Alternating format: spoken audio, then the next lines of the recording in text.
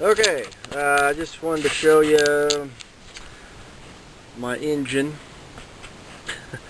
As you can see, it's a 3RZ.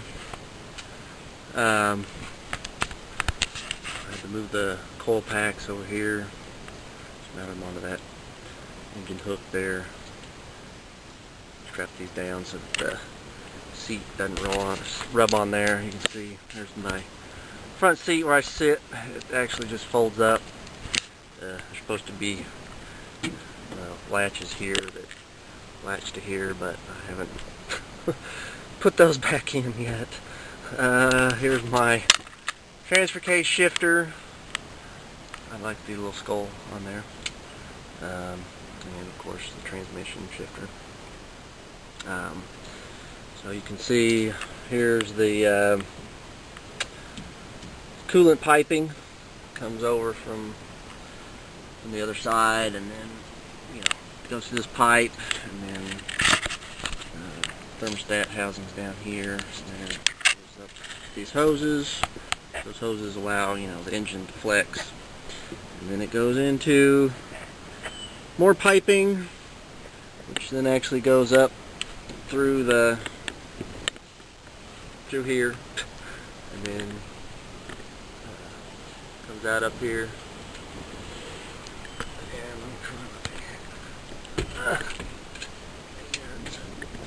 So as you can see, they had to cut this out and make a plate to get all that in there. So I just use hose and clamps to clamp everything together. There's not even any bump or a ring around there. They're just straight pipe. There's really nowhere for the hose to go. Put them on, clamp them good. They don't move anywhere. So and then it goes through the roof. Pipe there, and then one goes back there. Goes through the roof and up to my radiator. So, let's see these on there. I need to replace these seals. I made seals, keep everything, get water from going down in there. For all these posts that actually support the radiator. So I just used inner tube, but the inner tube I used, I guess, was old and it's already failed and cracking. What I'm going to do is use some sort of cloth and RTV and make some ultra black, real tough RTV, and make some new gaskets that won't fail like that so quickly. So there's a skirt that goes down and around the back, and then there's this little wing here so that as you're going down the road, air gets forced under there and has nowhere to go but up again.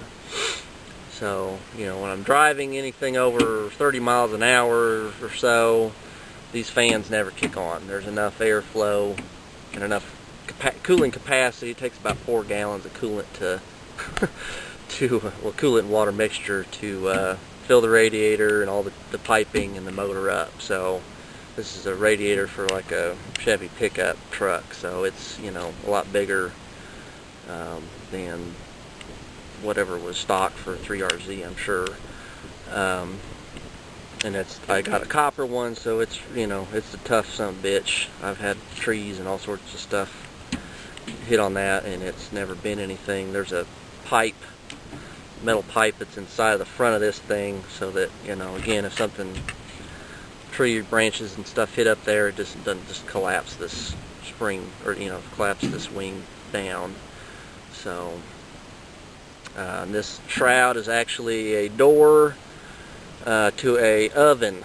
I just happened to be laying around and it fit just perfectly on there. All I had to do was cut the holes for the fans and mount it up. So in the back, there's a little reservoir back there. And that plug is where I fill it.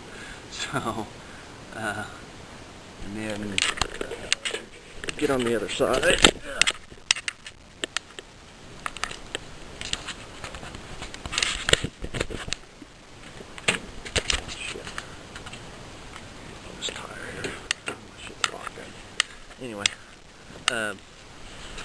There's the cap, original cap, and then that goes down to the overflow bottle, which I think I got a leak in it somewhere because it's not full of coolant like it should be. So, but once it's filled, it takes, I don't know, several days of driving and topping it off for it to finally get full. But once it's full and everything, it doesn't have any other problems. The only thing I got to really worry about is, especially where I'm parked at right now, is all this crap falling down there and getting up underneath there and filling it up with leaves and shit. So I gotta, check it periodically and clean it out.